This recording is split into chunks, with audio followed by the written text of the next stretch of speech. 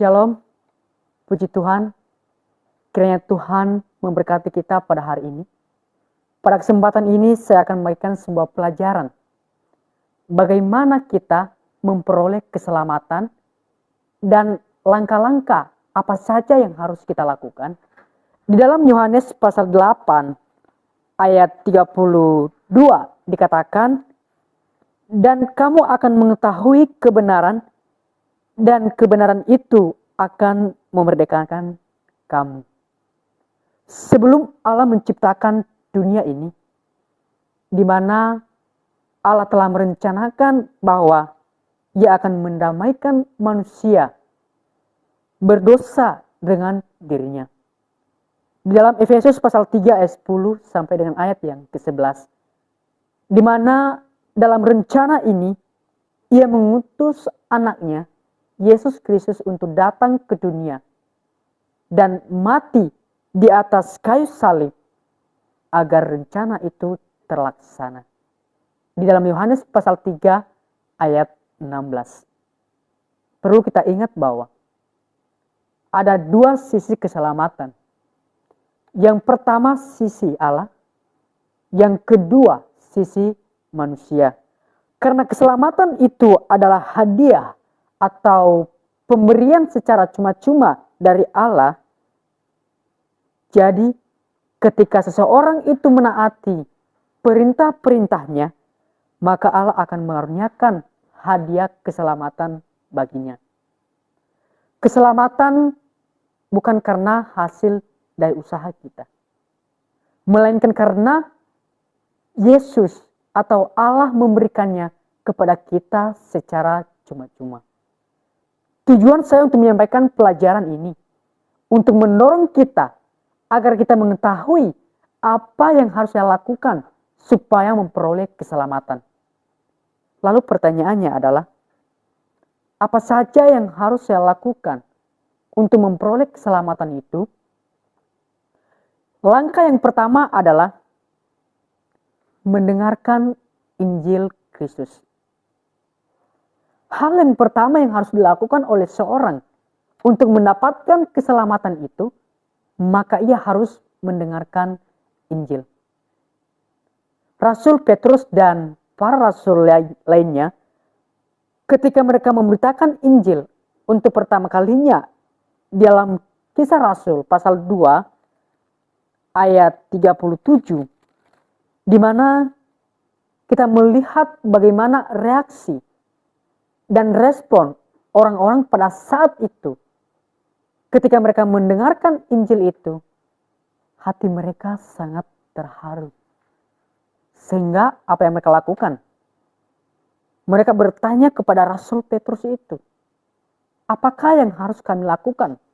Contoh lain yang bisa kita lihat, orang yang mendengarkan Injil itu di dalam Kisah Rasul pasal 8 ayat 35, maka mulailah Filipus berbicara dan bertolak dari nas itu, ia memerintahkan Injil Yesus kepadanya.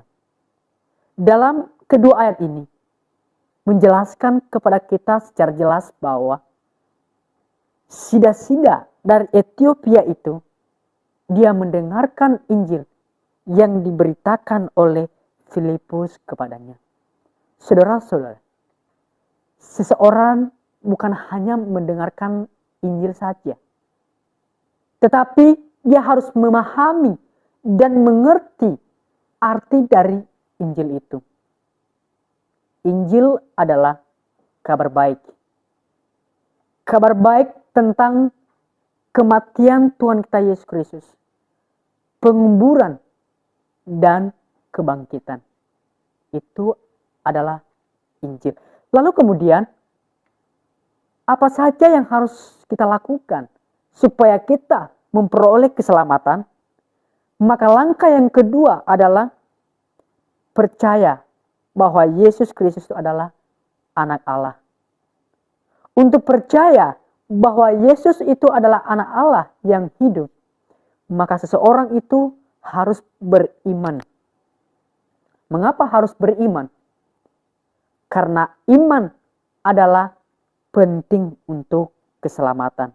Saudara-saudara, di dalam Yohanes pasal 8 ayat 24 dikatakan, karena itu tadi aku berkata kepadamu bahwa kamu akan mati dalam dosamu, sebab jikalau kamu tidak percaya bahwa akulah dia, kamu akan mati dalam dosamu. Dalam ayat 24 dikatakan bahwa jikalau seseorang itu tidak percaya bahwa Yesus itu adalah anak Allah yang hidup, maka ia akan mati dalam dosanya. Maka untuk memperoleh keselamatan, seseorang itu harus percaya bahwa Yesus itu adalah anak Allah. Lalu mungkin kita bertanya-tanya dalam hidup ini, iman itu timbul dari mana? Mari kita lihat Roma pasal 10 ayat 17 dikatakan, jadi iman timbul dari pendengaran dan pendengaran oleh firman Kristus. Iman itu timbul dari pendengaran. Pendengaran oleh apa? Oleh firman Kristus. Lalu kemudian apakah yang harus kita lakukan supaya memperoleh keselamatan? Maka langkah yang ketiga adalah bertobat dari dosa-dosanya. Seseorang memperoleh keselamatan, dia harus bertobat dari dosa-dosanya. Mengapa harus bertobat dari dosa-dosanya? Di dalam Kisah Rasul pasal 17 ayat 30 sampai dengan ayat yang ke-31 dikatakan, dengan tidak memandang lagi zaman kebodohan, maka sekarang Allah memberitakan kepada manusia bahwa di mana-mana semua mereka harus bertobat. Mengapa kita harus bertobat? Sebab Allah memerintahkannya. Allah begitu besar kasihnya kepada kita. Allah masih memberikan kesempatan bagi kita untuk bertobat, untuk memperbaiki diri kita. Sebab apa? Allah tidak menginginkan kita untuk binasa.